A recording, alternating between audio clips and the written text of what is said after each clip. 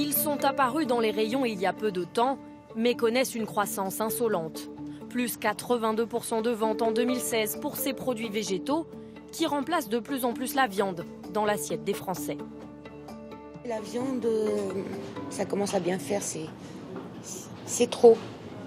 Des antibiotiques, non, c'est vrai que si on arrive à moins consommer de la viande, je pense que ça serait pas mal. Il y a du soja, il y a du blé, alors je pense qu'il y a moins de produits chimiques dedans. C'est très mode d'acheter ça. Végétarien, veggie, vegan, que se cache-t-il derrière ces logos? Les produits végétariens excluent les chairs animales, viande et poissons. Les végétaliens refusent en plus les aliments produits par les animaux comme le miel, les œufs ou le lait.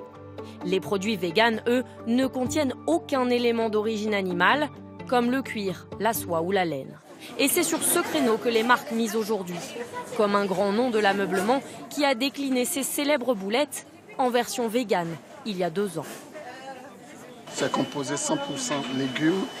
Et vous avez du maïs, vous avez des petits pois, des carottes et une farce. Un client sur 5 qui choisit les boulettes au restaurant opte pour la recette aux légumes. J'avais pas trop prévu de déjeuner ici aujourd'hui. En passant devant, j'ai vu qu'il y avait les boulettes végétariennes et ça m'a intéressée. C'est ça qui m'a fait venir. Jusque dans l'épicerie du magasin, l'enseigne multiplie les produits véganes. Une salade à base de quinoa, de perles de pâte et de graines de pavot. Et ensuite, on a développé en fait une nouvelle gamme de smoothies à base de lait d'avoine. On sent qu'effectivement les modes d'alimentation sont en train de changer. Le développement de cette gamme, de cet assortiment, en fait, permet aussi d'aller chercher de la croissance, de renforcer notre identité suédoise. Un marché porteur que les industriels cherchent à tout prix à conquérir. Mais les recettes sont-elles fiables? Au supermarché, un produit attire notre attention. Il est certifié vegan. Pourtant, dans la liste des ingrédients, on trouve des traces d'œufs. Contactée, la marque s'explique.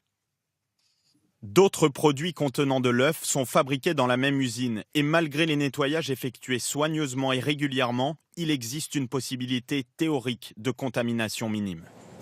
Mais l'engouement pour ces produits végétaux en général ne fait pas que des heureux. Les professionnels de la viande dénoncent un marketing abusif.